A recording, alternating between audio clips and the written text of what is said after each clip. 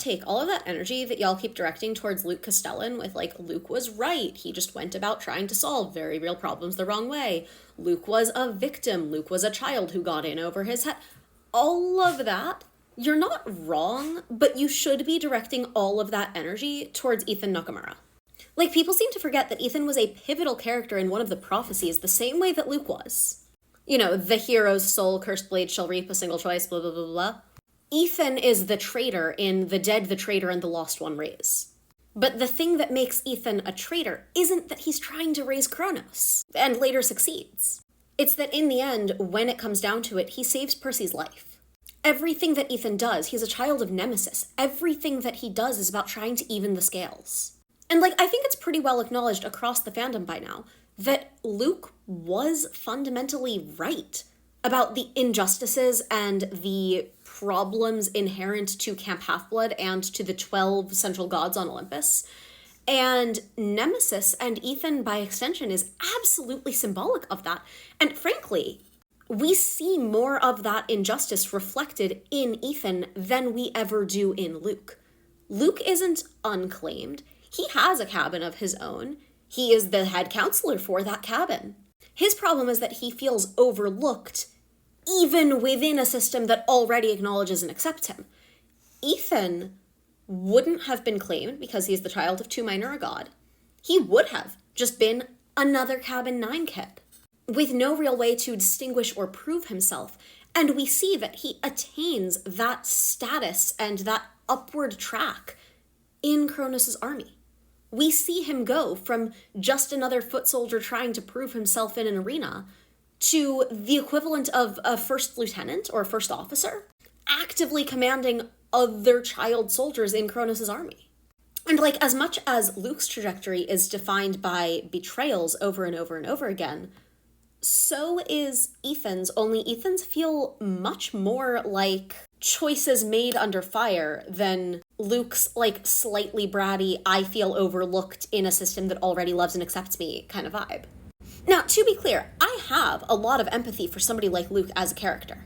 And I really love the way that particularly the musical presents him because, I mean, among other things, like, the fact that Luke's villain song is literally just an inversion of Percy the Hero's I Want song, incredible, impeccable choice.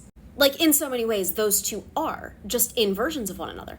But I would even go so far as to posit that Ethan is. If Luke is the inversion of Percy, and we acknowledge that Luke had a point, he was just going about it the wrong way, I would argue that Ethan is the inversion of Annabeth. Hear me out. He's smart. He's logical. He is making choices based on logic, based on ambition. When something bad happens to him, he's okay to accept his fate. He fights with a knife or a dagger almost every time we see him, with the exception of a fight that he loses because he's fighting with a sword and he's not used to it.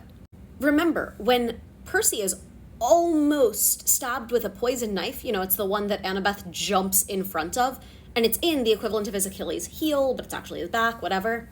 Ethan is the one holding the knife.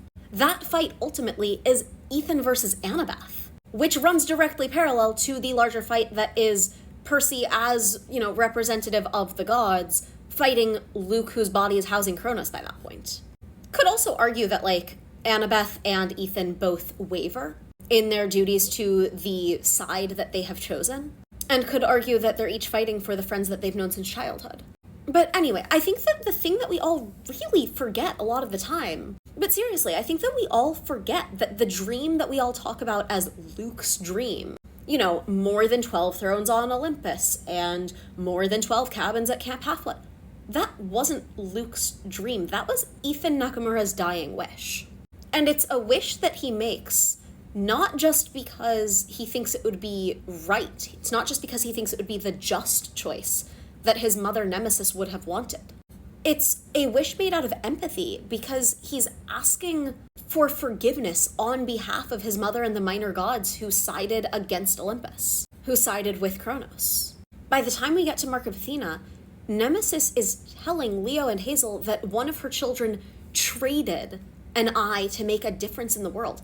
Almost everything that Ethan is doing is trying to make a difference. Like, ultimately, as a character, the choices that he makes reverberate throughout the world as presented in Percy Jackson, going back to the Demigod Files, more than Luke's choices do. And he's making those choices more out of a duty and empathy towards other people than Luke ever did. Luke was in it partially for personal glory. Ethan, I never got the sense, was. Which just makes me think, like, all of the energy that y'all are very, very intent on devoting towards Luke being right, give some of the credit towards Ethan, please. Like, he's so much more interesting than people give him credit for.